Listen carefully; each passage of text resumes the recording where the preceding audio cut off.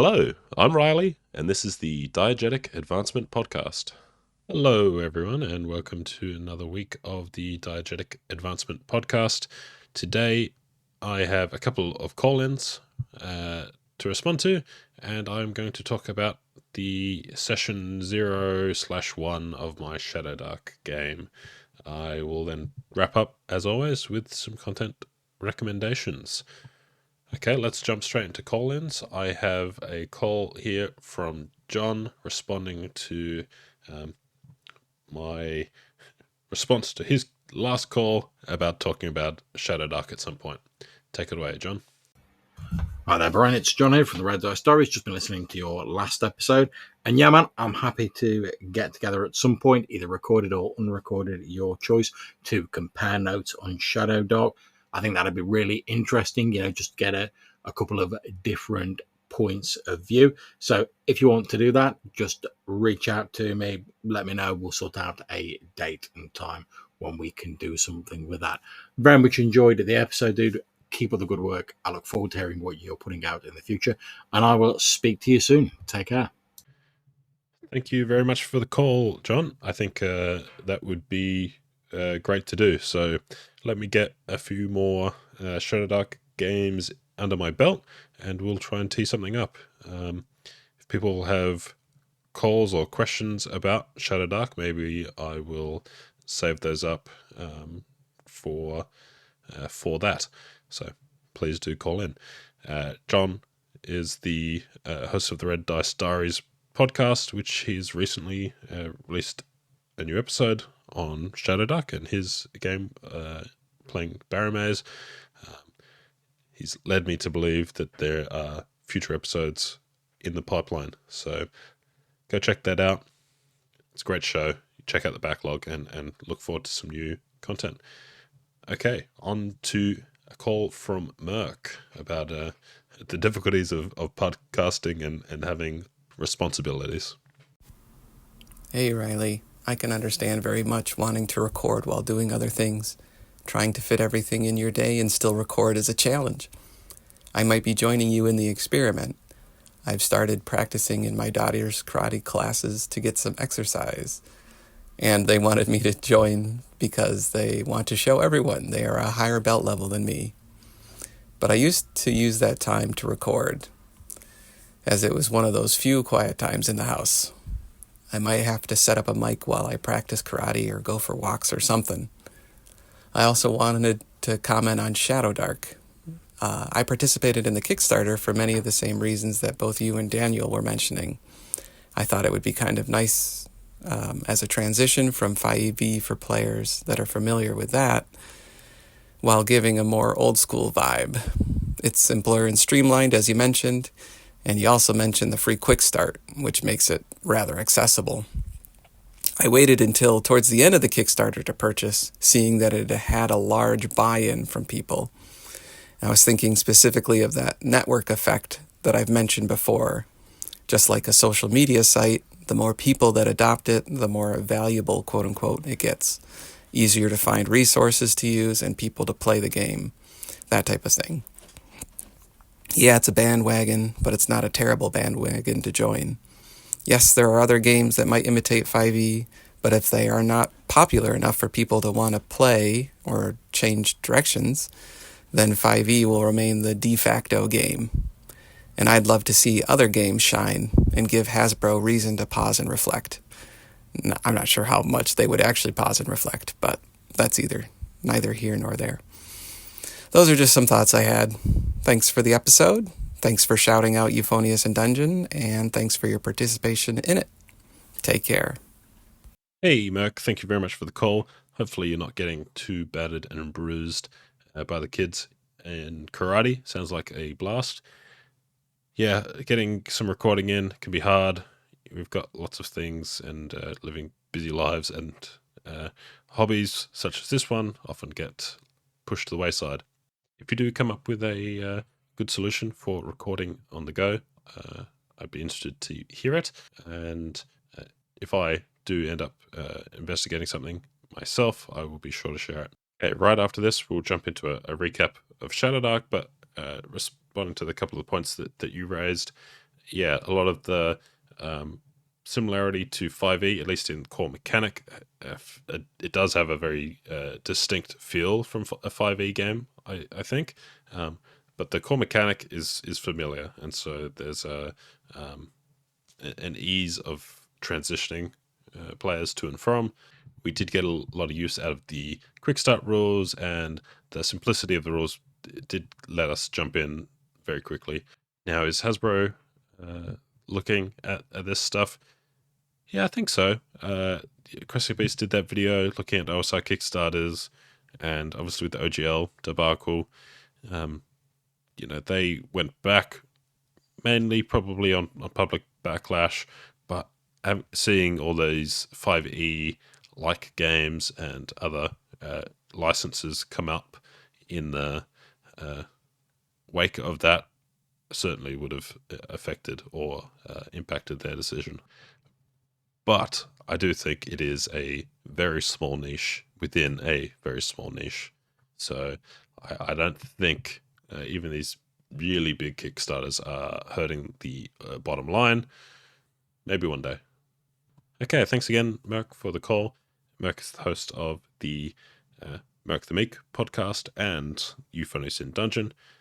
He just posted a great roundtable discussion on AD&D, and obviously Euphonious in Dungeon is coming out monthly.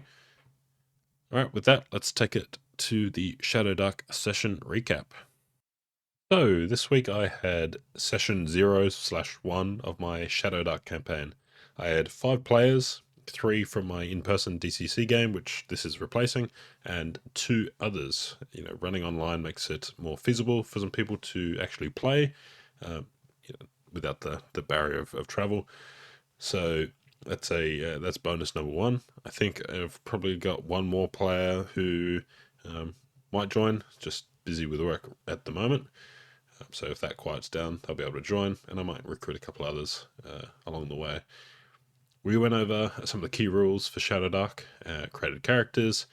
I do have a habit of rambling, so this probably went a bit longer than it needed to, but it wasn't terribly long. The online character creator is a big help here, as are the quick start rules.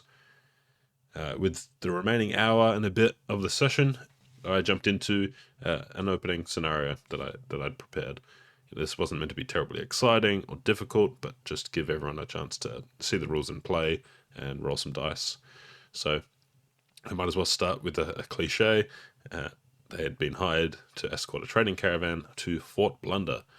Each character, for one reason or another, had a reason to get away from the big city, and the remoteness of Fort Blunder seemed like a good place to make a fresh start, and so they've taken this job on.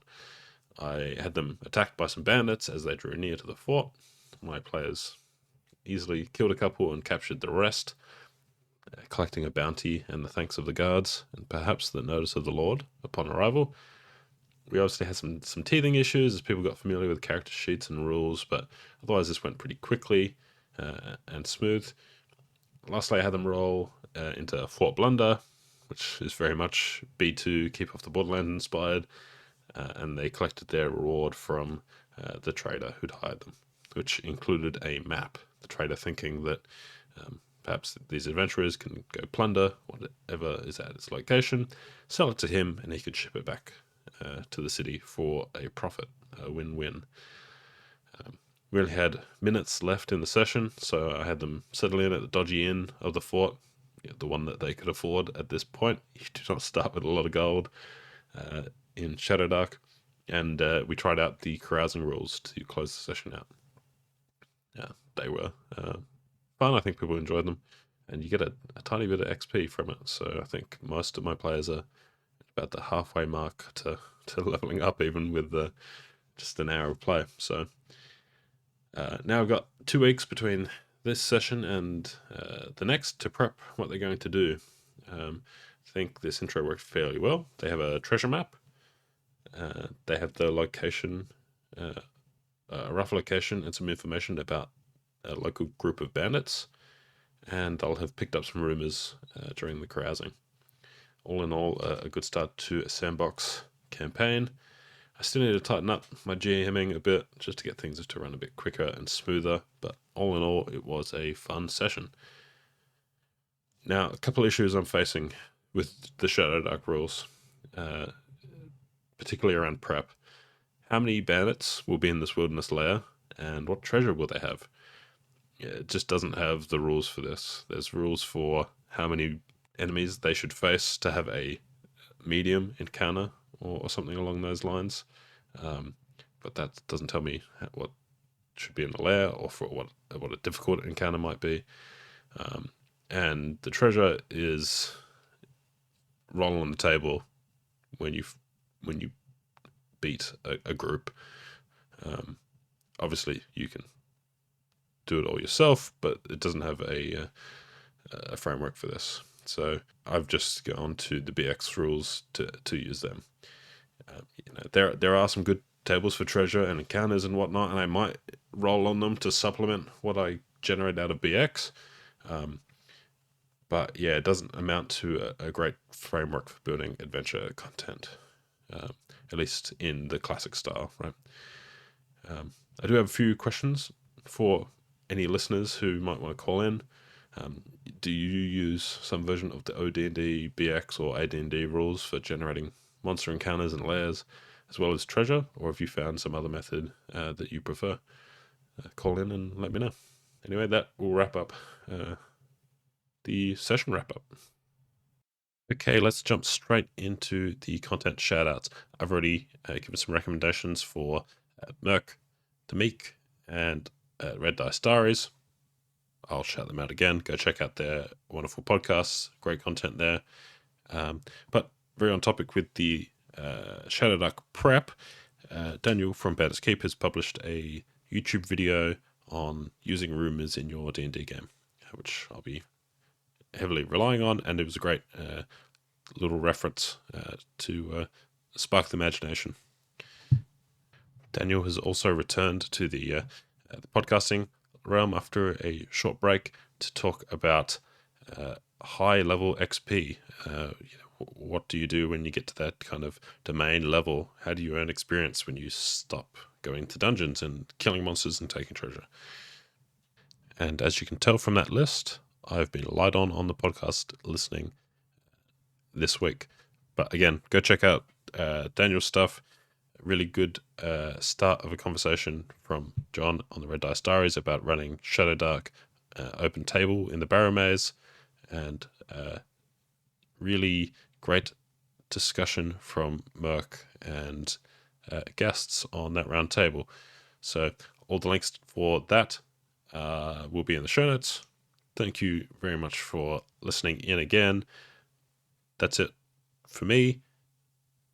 Bye for now. I'd love to hear your feedback. You can reach me via Spotify, SpeakPipe, Discord, or email.